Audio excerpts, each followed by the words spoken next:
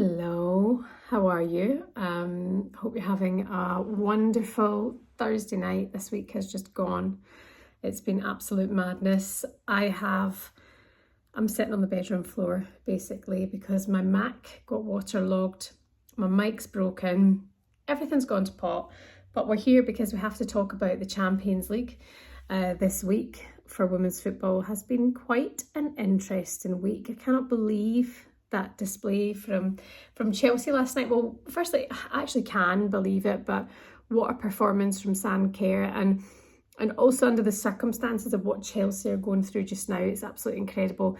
Let's focus on Arsenal as well at the Emirates tonight against Zurich. But before we go any further, if you haven't already, please just take this second to hit subscribe. Do it for me, please, because my Mac waterlogged. Please give me a subscribe. Thank you, by the way, if you did just do that there. Thank you very much. Let's talk about Chelsea and Arsenal in the Champions League, because I feel that at the beginning of the campaign, I was thinking to myself, do you know what? If Arsenal and Chelsea don't progress, it's fine. And I don't know why I was thinking like that. I don't know if maybe you've had these thoughts yourself, where you've been just focusing on the league, you're focusing on domestic football, and you've maybe not considered them to be winners of the Champions League. And I know I've had these thoughts myself. It's certainly not something that has crossed my mind of them making it to a final. And I don't know why, because I look at the WSL being, for me, in my opinion, the most competitive league, and Chelsea and Arsenal being so strong that they should be there and thereabouts every single time. You know, it wasn't too long ago Chelsea made it to a final against Barcelona. For me, they were going to be the favourites going into that, and they were going to be the winners, and they got absolutely pummeled. And it feels like such a long time ago. It feels like so much has happened since, that now you look at the squads that are there for both Chelsea and Arsenal, and I think they have to be recognised, they have to be considered. And I had this conversation with Rachel Corsie, the Scotland captain and Aston Villa captain, just last week, and she said, why would you not look at Chelsea and Arsenal as favourites for the Champions League? Because I think I have all eyes on Barcelona and Lyon, and okay, Barcelona are different levels, but Lyon have been challenged even tonight again. You know, PSG, I was looking and going, well, they've got to be favourites as well, even though they're kind of a bit of a fractured side. But, you know, what Chelsea did to PSG on the same week Arsenal did to Lyon, I look and go, okay, you could be looking at an Arsenal-Chelsea final. And I know that's jumping the gun, but you also have to have positivity. Just on that note, the Barcelona fans who have annoyed about Beth Mead and the Ballon d'Or, I'd said on Sky at the weekend that I felt that she was robbed. The question from the presenter, Mike, who I respect and admire dearly, just said, I feel that Beth Mead was robbed. And I was like, you know, I think you're right. And I'd mentioned the point in it. Now, on the night of the Ballon d'Or, the news had broke that there was only a point between Alexa Putellas and Beth Mead. And I went with that. I hadn't checked anything from it since. Nobody had really updated it in the news. I hadn't gone looking for it. And I'd said again, for there only to be a point in it, and oh my goodness, well, the Alexa Putellas bandwagon were on me like flies around a dog poo in a park, going absolutely tonto. So yeah, that was quite funny, but I might just maintain saying there was only a point in it to keep annoying them. Anyway, yeah, Barcelona, fair play to them, still flying, but I think Arsenal and Chelsea have to be respected and considered, possibly feared in this competition as well. Tonight, a very good win for Arsenal at the Emirates, crowd-wise. Must have looked about 10,000. I thought it was going to be much more, but you have to look and go, it's a Thursday night. We know it's a family-orientated audience that women's football is bringing in. I have to put my hands up and say I wasn't there either. I was going to go. I had a lot of work on. I thought, you know, I'll watch it from home and then I'll review it.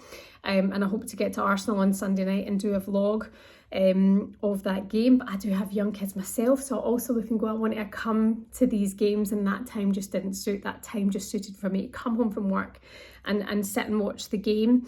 I'm very pleased for Jordan Nobbs, who got player of the match tonight.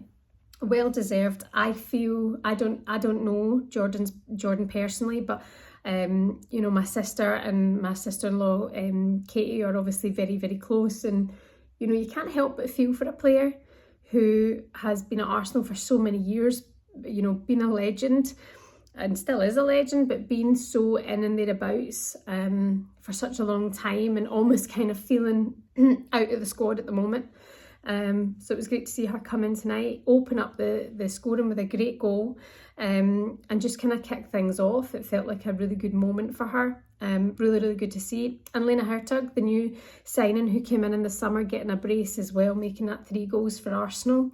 They did concede a goal as well. Zurich managed to go 2-1. A bit of a sloppy moment from Lotta Wubben-Moy there at the back, and we know that she has that in her. You know, she brings so many brilliant elements of her game, but there's always that little moment where her shape at the back, it's not, it can cause problems, and it did tonight. It kind of it caused a bit of an issue for Arsenal, and they did concede that goal, which they shouldn't have done. You know, they were all over them. It should have been Arsenal, a clean sheet tonight. So they will be disappointed with that aspect of things. But I think overall, again, you're looking and going, this is what Arsenal have to offer. They've got that depth.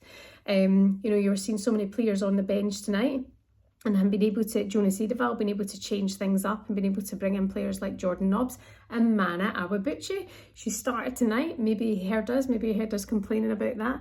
It'd be good to see her get some minutes as well. Of course. Now, I did actually read in the papers today. I was working today at TalkSport, and we covered this actually on the show. Jonas Eidevall saying that the FA need to support the English sides more when it comes to football scheduling between the Women's Super League and the UEFA Women's Champions League. And I read through the article and I went, okay, saying that the FA don't listen enough. There's a lack of dialogue between clubs and the FA, and it's not good enough.